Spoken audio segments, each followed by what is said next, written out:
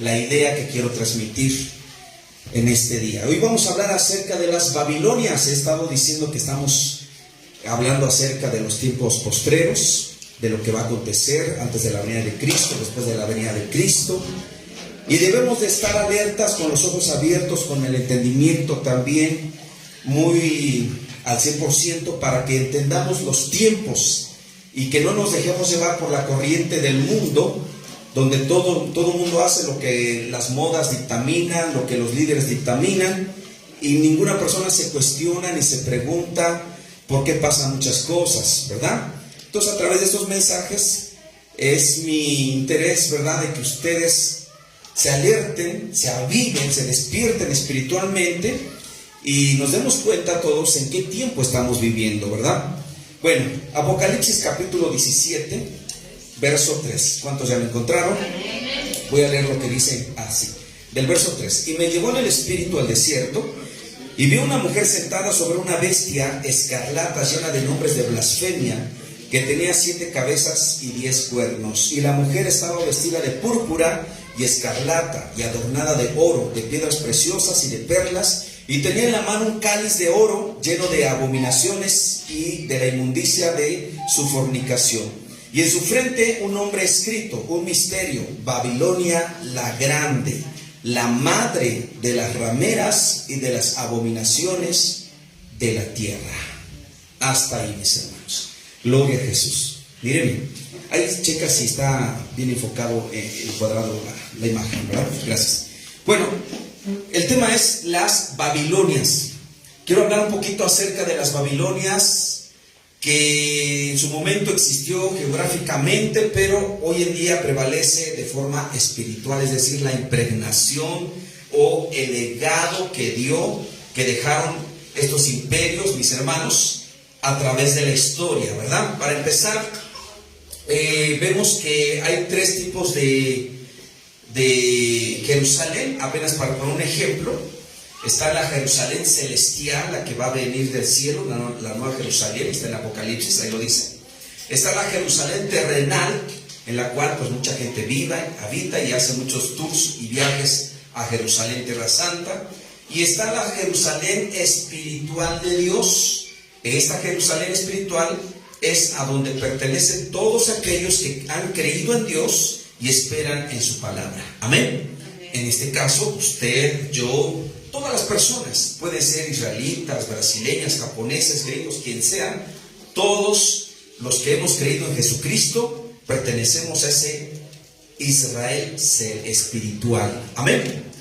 Este es apenas un ejemplo. Así como existe el Jerusalén, hermanos, también existen, ¿verdad?, esta Babilonia, que en su momento existió de forma terrenal, ¿verdad? Pero también está la Babilonia celestial. Es en el sentido que las potestades están rigiendo desde los lugares celestiales, como lo dice Efesios capítulo 6, verso 10 en adelante, que nuestra lucha no es contra sangre ni carne, sino contra principados y potestades, gobernadores en las regiones celestes. ¿Cuántos comprenden?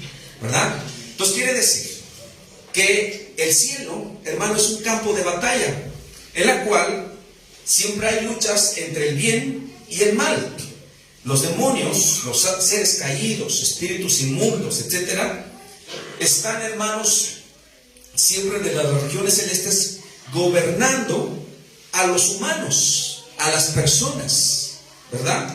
Y hay gente que está energetizada por espíritus malos en sus vidas, y para muestra basta un botón, ¿verdad?, como se dice. Aquellas personas que son violentas, agresivas, que le quitan la vida a otra persona, que se dedican a la delincuencia. Otros llegan al grado de levantarse contra sus propios padres y les quitan la vida, cometiendo matricidio, parricidio, etc. Y uno se pregunta, ¿quién les da, de dónde sale ese enojo, esa ira, ese mal que hay en ellos? Son los demonios, ¿verdad?, que están gobernando la vida de esas personas. ¿Cuántos comprenden? ¿Verdad? Bueno, esto es apenas para poner un ejemplo. Pasamos a la siguiente imagen, por favor. Esta Babilonia celestial engendra Babilonias pequeñas en la tierra para tomar posesión de todo el planeta, ¿verdad? Es la cita que leímos, ¿verdad? Gloria a Jesús. Muy bien, pasamos a la siguiente imagen, por favor. Vemos en el Génesis capítulo 11, ¿verdad? Que hubo un personaje llamado Nimrod. Voy a leer rápidamente Génesis capítulo 11. Génesis es el primer libro de la Biblia. Y esto aconteció después del diluvio que hubo. Hubo un diluvio, pero se levantó un hombre. Dice aquí en Génesis capítulo 11.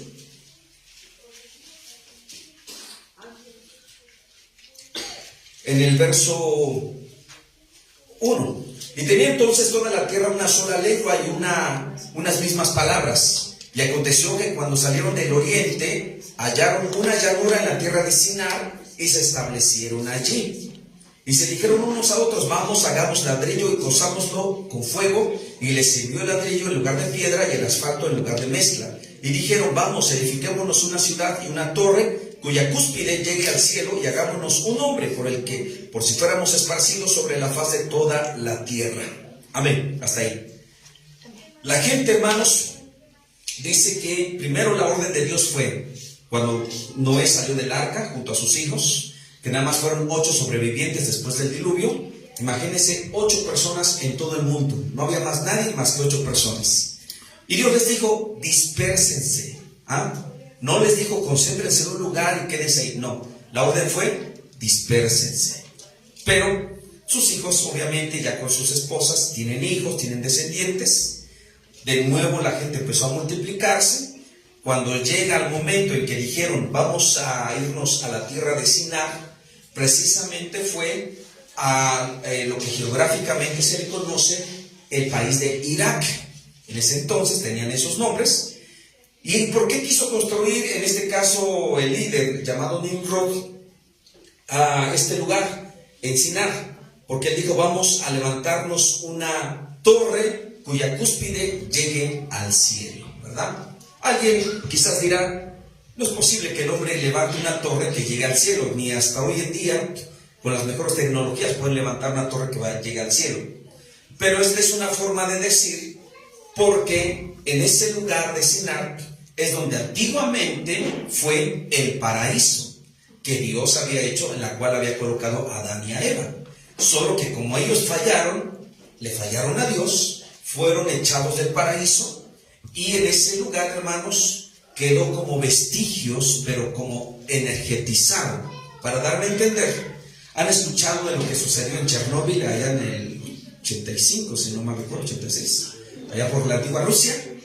Que explotó una planta nuclear y toda esa tierra quedó contaminada, ¿verdad?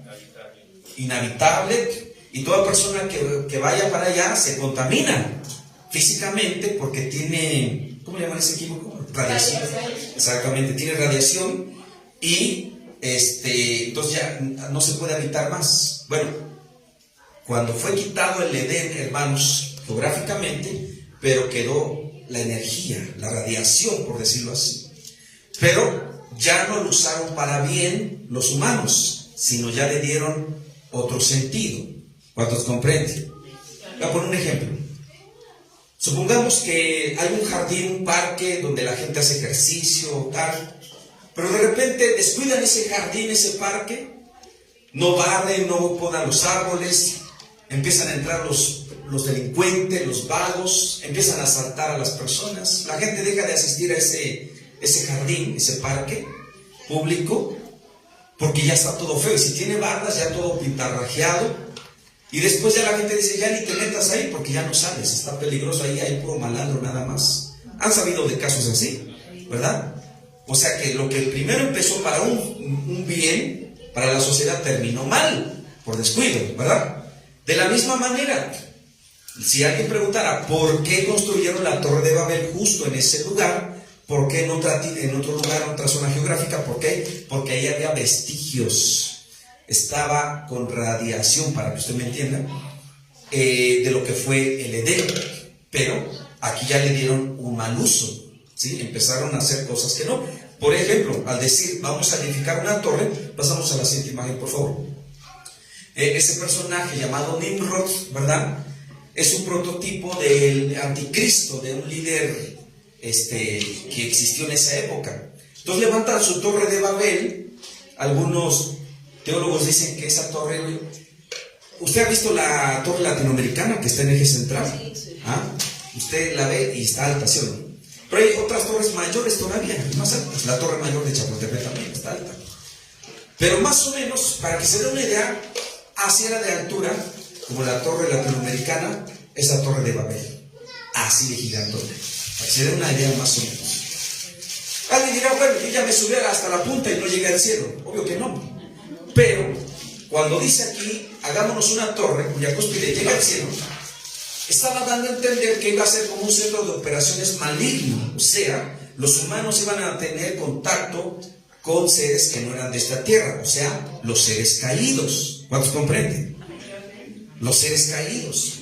Entonces, ¿por qué razón la escogió en esa zona? Porque tenía de alguna manera impregnación espiritual. ¿Sí? No por nada, dicho sea de paso, las pirámides de Teotihuacán, las de Chichén Itzá, de aquí de México, o las de Egipto, etcétera, esas pirámides están edificadas en lugares geográficos estratégicamente. No por nada dijeron aquí hagamos una torre, ya no.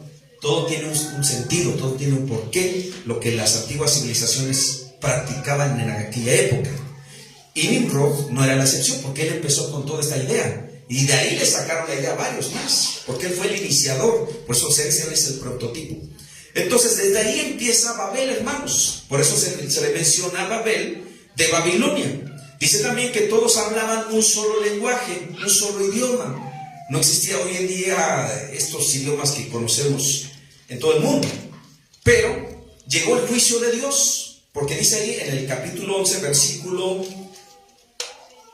5: y descendió Jehová para ver la ciudad y la torre que edificaban los hijos de los hombres. Y dijo Jehová, pasamos a la séptima imagen: he aquí el pueblo es uno, y todos estos tienen un solo lenguaje, y han comenzado la obra. Y nada les hará desistir ahora de lo que han pensado hacer. Ahora pues descendamos y confundamos aquí su lengua, para que ninguno entienda el habla de su compañero. Así los esparció Jehová desde allí sobre la faz de toda la tierra, y dejaron de edificar la ciudad. ¿Sí? La orden fue: dispérsense. No obedecieron, se concentraron en un solo lugar. ¿Y cuál fue la manera de dispersarlos? Confundiendo su lenguaje, ¿verdad? Entonces se agruparon por grupos, y decir todos los que hablan la lengua, por decir así, lengua caldea de este lado, los que hablan el hebreo de este lado, los que hablan tal idioma, y se fueron, y cada uno se fue dispersando por, en aquel entonces, aquel mundo, aquellos continentes que hoy en día conocemos así, y ya no se entendieron más. Se supone que el lenguaje de la lengua, hermanos, fue un juicio de Dios. Fíjense que los juicios de Dios no siempre son de que a la persona se le elimina, se le desaparece de la faz de la tierra, no. Muchas veces un juicio de Dios es algo que la persona ya no puede seguir adelante en su emprendimiento, en su empresa. En este caso, ¿cuál era? Edificar esa torre, ser un solo pueblo. Pero Dios les quitó esa idea a través de la confusión del lenguaje, perdieron fuerza y se dispersaron. Amén. Si estamos hablando entonces que el juicio de Dios fue confundir en la lengua, también hubo personas que no cooperaron, que no colaboraron en la construcción, ni estuvieron de acuerdo en lo que estaban diciendo. ¿Y saben quiénes eran estas personas? Los descendientes de Sem. Ellos no estaban de acuerdo con la construcción ni con las ideas que tenía Nimrod. Ellos decían: no, nosotros no vamos a colaborar, no cuenten con nosotros, esto a Dios no le agrada para nada. Aunque ellos dijeran es para darle la gloria a Dios, no. Entonces quiere decir que a ellos no les llegó el juicio de Dios, los descendientes de Sem. Por lo tanto, su lengua no fue confundida o no fue cambiada. Entonces, por sentido común y por lógica, quiere decir que los descendientes de Sem son los que hablan el lenguaje, hoy en día se le conoce como la lengua hebrea. Antes era caldea, esa lengua, porque Abraham salió de Ur de los caldeos. Pero después de Abraham, pues tuvo sus descendientes, ya se les va conociendo como hebreos. Entonces esa lengua hebrea no fue la que fue confundida. Por eso se puede decir que es el lenguaje de Dios. ¿Cuántos comprenden? ¿Se da cuenta? Bueno, eso es apenas para que usted se dé esa idea. Vamos a la siguiente imagen. Entonces vemos que esa torre, hermanos, era más que un centro de operaciones espirituales, una torre de control, en pocas palabras. ¿Ah? Es como decir, dicen por ahí que si la NASA existe, pues tienen sus estaciones espaciales, según, y ahí tienen y reciben órdenes. Bueno, esa torre más o menos era algo así, pero en lo espiritual, porque esas personas sabían que había seres caídos, que dicho sea de paso fue por ellos, que el ser humano, hermano, se corrompió y que querían seguir teniendo comunicación con ellos, ¿verdad? Bueno, estamos viendo que ahí empezó Babilonia, geográficamente, lo que hoy en día viene siendo el país de Irak. Vamos a seguir. Vemos que también, hermanos, Babilonia, desde ahí empezó la economía, el dinero, el uso de las monedas. Esas monedas, esa foto es de las monedas que se usaban en Babilonia. En aquella época, imagínense, todavía ni Jesucristo había nacido, siglos antes, y ya la gente ya comercializaba con monedas. Entonces el uso del dinero empezó en Babilonia. Antes la gente solamente hacía trueques, cambios. Te cambio una gallina por un par de sandalias, te cambio un borrego por una ropa, qué sé yo. Y la gente se la pasaba siempre intercambiando. Pero ellos inventaron, crearon el sistema del dinero. ¿De dónde viene? De Babilonia, ¿verdad? Alguien dirá, bueno, ¿qué tiene de malo eso? Pues no, porque de alguna manera, pues hasta en cierto punto beneficia, por decirlo así. Bueno, ahí se empezó a usar el dinero y la moneda prevalece hasta hoy en día, ¿verdad? Tanto así que en otros países pues se ha vuelto muy fuerte la moneda, como en Estados Unidos, el dólar, en Europa el euro, etc. Cualquier país que vaya usted a viajar debe de llevar o dólares o euros, ¿verdad? Si usted dice voy a ir al Brasil, aunque usted lleve los pesos mexicanos, llegando allá puede encontrar una casa de cambio, pero si lleva, por ejemplo, 30,000 pesos mexicanos y los cambia en Brasil en moneda brasilera, hermano, esos 30,000 se van a convertir como en 25,000 pesos nada más. O sea, va a perder mucho. Más vale cambiar en dólar, aquí, comprar en dólar, llegando al Brasil lo cambia al peso de Brasil, a la moneda de Brasil más bien. Y así se maneja esto. Entonces, esta es Babilonia, la económica. Vamos a la siguiente imagen, por favor. Vamos a hablar de la Babilonia religiosa. En Babilonia también empezó la religión. Este es un tema muy extenso, hermanos. Mucha tela por cortar aquí.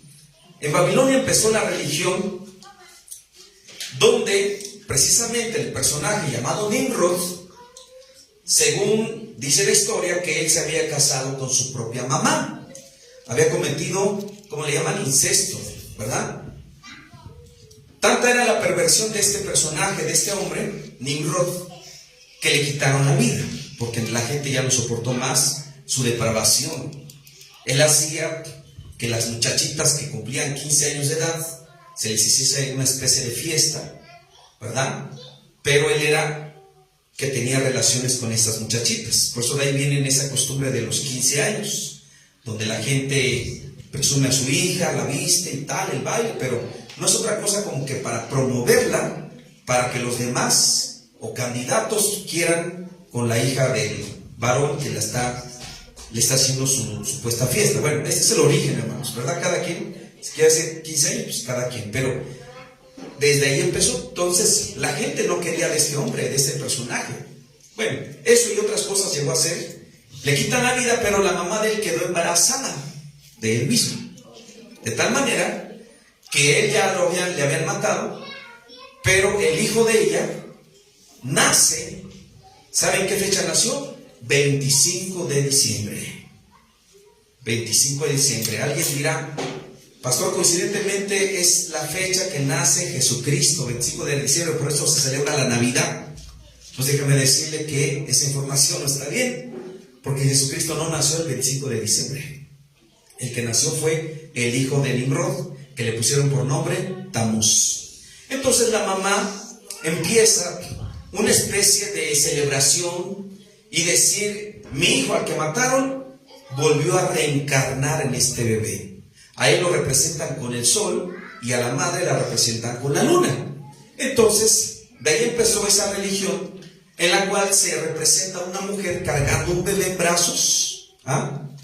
Y cuando fueron confundidos en su lenguaje de haber construido la Torre de Babel, todos se dispersaron, unos se fueron a la tierra de Egipto, a Rusia, a Asia, a China, a Japón, lo que hoy en día conocemos así, pero todos llevaron esa religión, y cuando se establecieron en ciertos lugares llegaron a propagar esa religión porque así la aprendieron. ¿Cuántos comprenden? Por eso, si usted ve la historia, encontrará, por ejemplo, que en la cultura china, japonesa, asiática, hay gente que venera, idolatra a un ídolo que es representación femenina cargando un bebé. Es la misma que está aquí. La Biblia le llama Semiramis, Astarte, ¿ah? Reina del cielo. En otras culturas, civilizaciones se les llama Pachamama. En México también tenían los antiguos habitantes de México, tenían a esta deidad femenina, le llamaban Tonanzi, ¿ah? En otros le llamaban Diana, Venus, Afrodita. En la cultura griega, helénica, romana, egipcia, Isis, en fin. Cual sea que usted estudie la cultura, usted encontrará una deidad femenina cargando un bebé. Es la misma, de ahí salió. Por eso dice que de Babilonia salen todas las abominaciones. ¿Cuántos están comprendiendo? Entonces de ahí empezó la religión. También adoraban a un dios llamado Dagón. Consistía que era una especie de pez, mitad hombre, mitad pescado. Ahí, así como lo muestra la ilustración ahí. Entonces, ahí era el sacerdote que se ponía en su cabeza la cabeza de un pez, ¿verdad? Porque esta era la adoración que ellos tenían a ese dios pez, al Dagón. Pasamos a la siguiente imagen, por favor. Y vemos, hermanos, fíjese bien que hay similitud con los trajes, las ropas, las indumentarias de los líderes de la religión tradicional, cuya sede mundial se encuentra en el Vaticano, en la plaza de San Pedro, Roma, ¿ah? Y que ellos usan su, no sé cómo le llaman, tipo sombrero, lo que tienen en la cabeza, que asemeja a un pescado, ¿no? Ahí se ve en la representación. Entonces quiere decir que esta religión tradicional, la que muchos le dicen la madre iglesia, ¿verdad?, tiene sus orígenes en Babilonia religiosa. De ahí tiene su origen. Por eso una parte de la Biblia dice: salid de ahí, pueblo mío, y no participéis de sus pecados, para que no seas parte de sus plagas que vienen sobre ella, ¿verdad? Por eso, como creyentes, hijos de Dios, cuando usted acepta a Cristo, nosotros como pastores, ministros de Dios, es nuestro deber explicarle a usted qué cosas agradan a Dios, qué cosas desagradan a Dios. Amén. Porque hay muchos creyentes que siguen teniendo prácticas que venían desde su anterior religión. Lo hacen sin querer o de forma inconsciente, pensando que no tiene nada de malo. Sin embargo, si estudiamos el origen, de dónde empezó todo, ahí ya nos ponemos a pensar si realmente vale la pena seguir practicando ciertas cosas. ¿Cuántos comprenden? Pasamos a la siguiente imagen, por favor. Voy a leer lo que dice Apocalipsis, capítulo 19, verso 3. Apocalipsis 19, verso 3. Gloria a Jesús. Otra vez dijeron: aleluya, y el humo de ella sube por los siglos de los siglos. Está hablando de Babilonia, ¿verdad? Hermanos, no tiene mucho que falleció un papa, ¿verdad? Y en lo que estaban escogiendo a otro, la señal para que la gente sepa que ya hay un nuevo papa, un nuevo líder del Vaticano. ¿Cuál es la señal? ¿Cómo se da cuenta la gente? El humo blanco. Exactamente, el humo blanco. Si sale humo gris o negro, quiere decir que todavía no hay. Pero cuando ya hay humo blanco, la frase en latín, habemus papa, ¿verdad? Pero dice la Biblia: su humo sube por los siglos de los siglos. Entonces, si nos ponemos a pensar en la Babilonia religiosa, esta es la que por los siglos, hermanos, ha subido humo. Cada que fallece un papa y va a entrar otro, en ese intervalo hay humo, siempre humo. Y dice la Biblia: su humo sube por los siglos de los siglos. ¿Cuántos están comprendiendo? O sea, nos estamos dando cuenta que al hablar de la Babilonia religiosa, nos está apuntando hacia ese lugar, centro religioso, que todo el mundo conoce, venera, y muchos hasta dan la vida por eso, ¿verdad? Entonces ahí vemos en esa representación un vicario, ¿verdad? Pero detrás de él un sacerdote de Dagón, y su indumentaria es casi la misma, ¿sabes?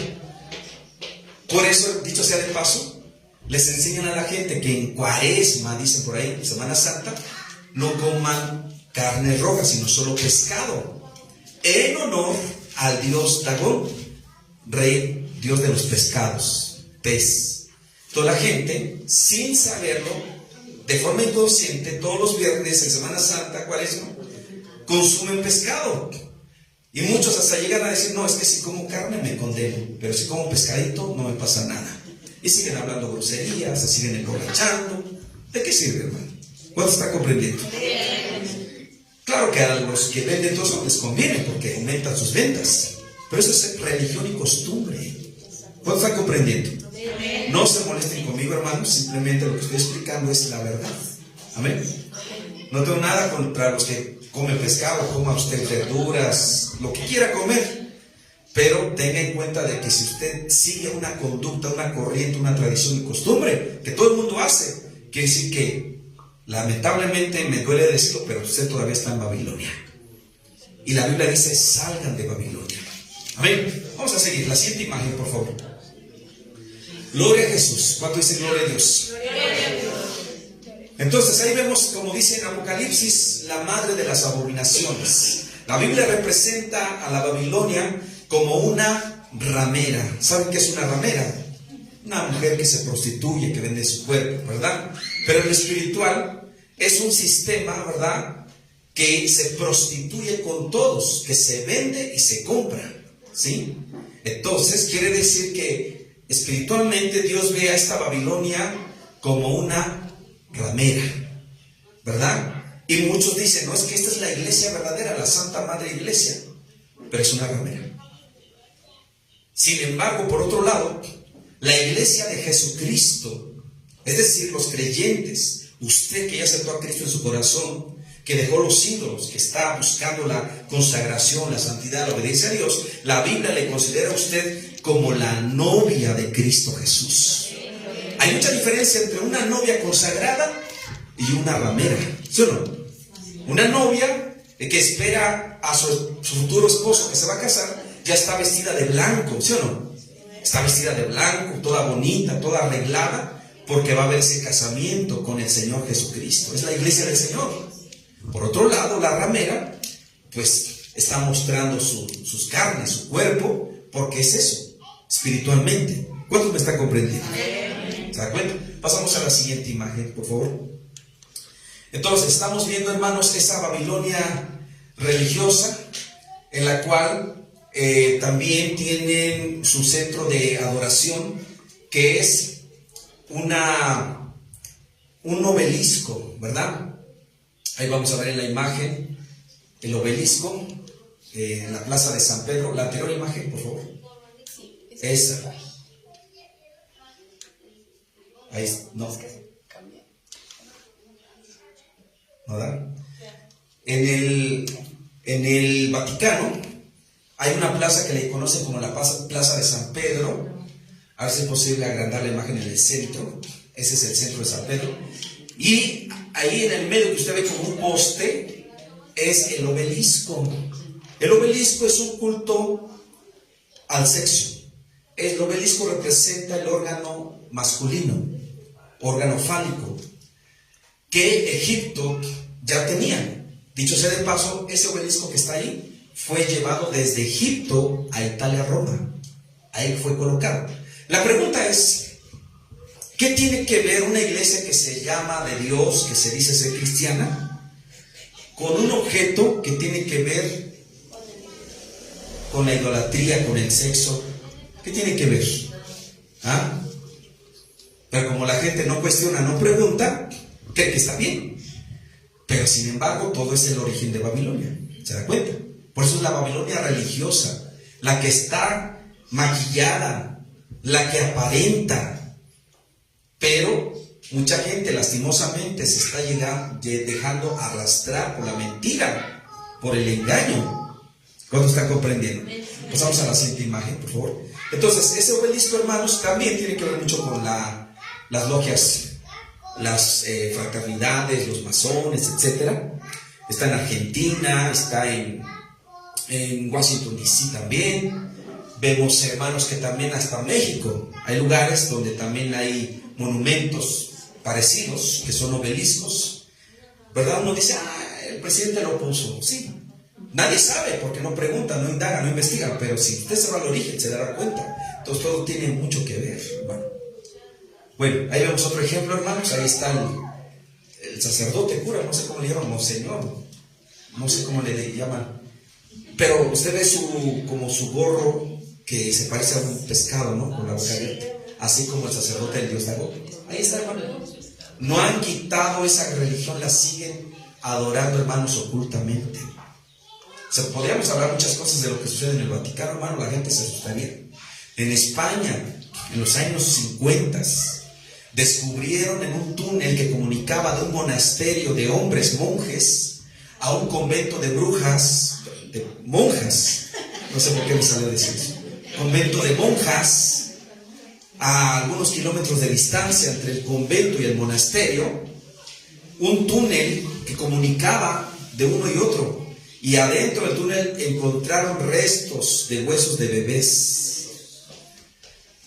Quiere decir que los curas iban con las monjitas, las monjas que quedaban embarazadas abortaban, esperaron a que sus hijos nacieran quizás, pero ahí mismo quedaban. Y dejaron pasar muchos años, hasta que encontraron. ¿Se dan cuenta lo que pasa, hermano? Eso fue en España, en los años 50. Entonces, todo lo que pasa allá en ese sistema, hermanos, es abominable delante de Dios. A Dios no le agrada, hermano. Así se lo digo. Porque estamos viendo, hermano, que dice el Señor que va a destruir ese sistema, tarde que temprano. Bien, vamos a seguir. Pasamos a la siguiente imagen, por favor. Entonces, de este sistema del Vaticano han surgido, hermanos, varios grupos, movimientos. Uno de ellos son los jesuitas, que surgieron allá por el año 1520 y tantos, justamente cuando fue la reforma de Martín Lutero en Alemania. A los años surge el movimiento jesuita, fundada por un hombre llamado Ignacio de Loyola, originario de España. Él era un soldado de España, fue herido en la batalla, y en lo que él estaba en recuperación, convaleciente, empezó a tener visiones, y se le apareció la Virgen, y la Virgen le hablaba. Y entonces él, hermanos, empieza a estudiar más de la Biblia, más tratados de aquella época de literatura católica, etc. Estamos hablando de los años 1520 y tantos. Y en ese momento, él, cuando se recupera, hace un voto y dice: a partir de este momento me convertiré en un fiel seguidor de María. Y así fue. Dejó sus armas, le puso sus armas, su uniforme militar lo dejó a un lado y se dedicó a ser un hombre dedicado a la religión. Todo el mundo lo admiraba porque dice que llegó a hacer ejercicios espirituales, pero esos ejercicios no eran otra cosa más que levitaciones. La gente dice que levitaba, estaba tan concentrado que empezaba a flotar su cuerpo. Eso se puede lograr, pero esto ya no es de Dios. Y entonces se le ocurrió, hermanos, y no se le ocurrió, sino fue una revelación maligna. Se le ocurrió algo y dijo: ¿por qué no creamos un ejército de hombres leales al Vaticano para pelear por la iglesia? Va y empieza, hermanos, él a llamar a un grupo de personas, principalmente hombres, para que piensen igual que él, y le lleva la idea al Papa de aquel entonces. El Papa todavía hasta desconfió de él, porque dijo: no, es que no, nunca ha pasado esto. Y él dice: sí, mire, es fácil. Nosotros vamos a hacer un brazo del Vaticano, pero nosotros vamos a hacer la parte intelectual. Vamos a estudiar y vamos a ser profesores, vamos a ser maestros, presidentes, políticos, líderes. Vamos a estar metidos en los reyes, con los presidentes. Vamos a estar metidos en lugares estratégicos. ¿Con qué fin? Para hacer que todo el mundo se aboque hacia la iglesia del Vaticano. ¿Cuántos están comprendiendo? Y así lo hizo, le dieron luz verde, empezó a crear su ejército, llamados la Legión de Jesús, y después les llamaron los jesuitas. Entonces fue como contrarrestar la reforma de Martín Lutero también, porque mientras Martín Lutero ya se había salido de la iglesia católica, ¿verdad? Como se dice, había protestado, colocando sus 95 tesis en contra de lo que ellos estaban enseñando y lo que enseña la Biblia. Pues por otro lado, ellos también ya estaban tratando de hacer que la gente no siguiera a los reformadores. Pero ellos, los jesuitas, han estado metidos por años en muchos países, y en algunos fueron sacados porque se descubrió sus verdaderos planes. Inclusive en México, cuando estuvo el presidente Benito Juárez, también sacó a los jesuitas de México, porque también llegaron a México. En Francia también, hermanos, fueron expulsados. Y hasta hoy en día siguen, pero ya más en bajo perfil. De 10 personas, curas jesuitas, no todos son curas. Algunos son catedráticos, profesores de universidad, algunos son senadores, políticos, hasta presidentes han sido. Pero claro, no van a decir a todo el mundo, mire, yo soy jesuita, no. Están en bajo perfil.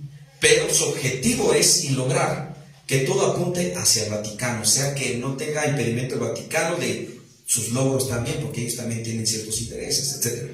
Entonces, ellos crearon los jesuitas. Pasamos a la siguiente imagen, por favor. De ahí salieron los franciscanos, los frailes, los dominicos, que es un grupo también que se encargaba de lo que le llaman el Santo Oficio, la Santa Inquisición, ¿verdad? Ahí está el anterior Papa, hermanos, con un grupo de jesuitas. Eso apenas es un ejemplo. Y dicen otros que el verdadero que gobierna el Vaticano le conocen como el Papa Negro. No es que sea de color negro, sino por el traje que usan. Se caracteriza por usar negro, su indumentaria. Y él es el que mueve todo, los hilos. Ya los demás nada más son piezas claves, pero ellos son los que están moviendo todo. Están metidos en la banca, en la política, en la bolsa de valores. Ellos crean, hermanos, que haya crisis en un país o que haya prosperidad. Ellos crean golpes de Estado. Ellos fueron los que le quitaron la vida a Abraham Lincoln en Estados Unidos. Ellos, hermanos, son los que están metidos en grupos guerrilleros. Se meten en las iglesias de forma infiltrada para meter su doctrina, etc. O sea, es un cuerpo de, como bien dijo Ignacio de Loyola, es un ejército dispuestos a servir fielmente al Vaticano, a una costa de su propia vida. Muy pocos logran salir, pocos, y los que salen no viven para contarla. ¿Por qué? Porque los persiguen hasta quitarles la vida, porque empiezan a ventilar muchas cosas que han visto en ese sistema, hermanos. Por eso es la Babilonia religiosa, y está impregnada en todo el mundo, hermano, en todo el mundo. Pasamos a la siguiente, por favor.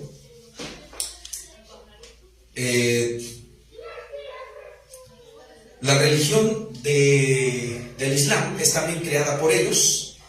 De ahí también salió el comunismo, el socialismo, el capitalismo. Estas ideas de muchas personas también salieron de ahí, porque ¿quién fue el que creó esas ideas? Los mismos jesuitas. Inclusive el que le ayudó a escribir su libro a Hitler cuando fue encarcelado, un libro que lleva por título Mi lucha. Hitler fue encarcelado antes de ser el presidente de Alemania, pero quien le ayudó a escribir ese libro fueron los jesuitas, para que se den cuenta quién está detrás de todo. Quien inició la Primera Guerra Mundial fueron los jesuitas. Ellos le quitaron la vida a un archiduque allá en Rusia, al zar Nicolás, pero desde cuando le quitaron la vida, de ahí se desata la Primera Guerra Mundial, porque una cosa lleva a otra. Pero ¿quién estuvo detrás de todo eso? Los jesuitas. ¿Y de dónde salieron los jesuitas? Del Vaticano. ¿Qué es el Vaticano? Es la Babilonia religiosa. ¿Cuántos comprenden? Entonces ellos provocan guerras, es la Babilonia bélica, orden del caos. Hay una frase que tiene el billete de Estados Unidos, el dólar, que dice el orden del caos. O sea, primero hacen un desorden, un desbarajuste en el mundo, y después ellos mismos traen el orden como si fueran héroes para salvar lo que se está perdiendo supuestamente. Pero todo esto tiene una finalidad. Provocan un desorden, un caos, y luego traen un orden. Entonces, vemos que es la Babilonia espiritual, hermanos. Pasamos a la siguiente imagen, por favor. Hoy en día, hermanos, esa estatua que tuvo de sueño el rey Nabucodonosor, en la cual usted puede encontrar Daniel capítulo 9, donde habla de que él tuvo un sueño, el rey Nabucodonosor, precisamente el rey de Babilonia, y en su sueño él veía una estatua que estaba de pie, con la cabeza de oro, los pechos y brazos de plata, los muslos y vientre de bronce, las piernas de hierro y los pies de barro cocido con hierro también. Entonces, cada pieza significaba un reino. Empezando por él, rey de Babilonia, era la cabeza, el oro. Después, según la historia, después de los babilonios que gobernaron el mundo antiguo en aquella época, llegaron los medo-persas, conquistando y gobernando. Después de los medos-persas simbolizan el pecho y los brazos. Luego el vientre, hermanos, simbolizan los griegos. Después de los medos-persas llegaron los griegos a gobernar. Después de los griegos llegaron los romanos. Y después de los romanos se dividió el reino en dos: Roma, la de que quedó una en Constantinopla, Turquía, y la otra quedó en Italia. Pero después se fue desmoronando al paso de los años, y de ahí también salió esa iglesia que a Dios no le agrada, ¿verdad? El Vaticano, todo eso. Entonces ese es el sueño que tuvo el rey Nabucodonosor, y esa estatua, espiritualmente podemos decirlo, sigue en pie. Amén. Pasamos a la siguiente, por favor. Sigue en pie porque no se ha destruido del todo. Y como estamos hablando, si la cabeza es Babilonia, quiere decir que dejó toda su impregnación en el mundo. Y lo que estamos hablando ahorita de esto de la Babilonia religiosa da mucho a entender, amén, de que ese es el legado que dejaron hasta el día de hoy, en la economía, en la política, en la forma de gobernar. Y cada gobierno, cada imperio dejó una impregnación. Los griegos también dejaron su impregnación, los romanos, los medos persas, etc. Vamos a leer Apocalipsis capítulo 17. Ya estamos terminando. Verso 13. 17 de Apocalipsis, verso 13 y 14. Estos tienen un mismo propósito y entregarán su poder y su autoridad a la bestia. Pelearán contra el Cordero y el Cordero los vencerá. Porque Él es el Señor de señores y Rey de reyes, y los que están con Él son llamados y elegidos fieles. Amén. Quiere decir que se va a levantar un líder político, como hemos venido hablando, que en la Biblia le conocen como el antimesías o anticristo, y en la política le conocen como líder mundial. Y la Biblia le dice que él es el inicuo, el devastador, ¿verdad? O sea, es un personaje que no tiene nada que ver con Dios. Pero este va a pelear contra el pueblo del Señor, pero también ellos van a vencer, ¿verdad? Esa Babilonia se encarga de todas las políticas, leyes y doctrinas, y todo apunta hacia el anticristo. Las guerras que ha habido, la escasez de trabajo, de comida, hambres, todas estas situaciones que hoy el mundo tiene, esos conflictos, están esperando el surgimiento de un líder mundial. Y entonces cuando surja este líder mundial, él va a traer orden, él va a traer paz y prosperidad, ¿verdad? Quiere decir que es la Babilonia política también. Entonces, esta Babilonia controla la política, llámense comunistas, socialistas, capitalistas, izquierdistas, derechistas o las ideologías, filosofías, lo que sea, hermanos, viene apuntando a lo mismo. La gente se pelea y dice, yo soy de tal partido, el otro, yo soy de otro partido, y entre ellos se pelean. Pero al final, los que están gobernando son los que están muy por encima de todos. Los demás están como títeres, y el pueblo solamente le han engañado con un maquillaje, haciéndole creer que están de un bando o de otro bando, cuando al final todo apunta hacia lo mismo. ¿Cuántos comprenden? Amén. Por eso, como creyentes, hermanos, nuestra mirada no debe estar aquí en la tierra, nuestra mirada está en Cristo Jesús. Amén. Cuando llegan las votaciones como ciudadanos, salimos a votar, en fin, cual sea su partido de preferencia, pero al final sabemos que Dios es el que gobierna sobre todas las cosas. Amén. Bueno, Entonces, pasamos a la siguiente imagen. Habrá un orden mundial, nuevo orden mundial, y llaman por ahí, en la cual todo apunta, hermanos, a que la gente sea llevada a nuevas ideas, nuevas ideologías, nuevas políticas, y el fin de todo es controlar a las personas también, ¿verdad? Entonces ahí vemos esa Babilonia espiritual. La Biblia la representa como la ramera, la madre de las abominaciones, y que el pueblo, la Biblia dice: salid del pueblo mío. Pasamos a la siguiente, por favor. Entonces ahí está otra representación, ¿verdad? ¿Dónde está sentada? La plaza de San Pedro. ¿Y quién es el que está gobernando ahí o liderando en esa época? Pues como se le llame el nombre del actual vicario, como le dicen, siempre esa Babilonia va a estar ahí, ¿verdad? Pasamos a la siguiente imagen, por favor.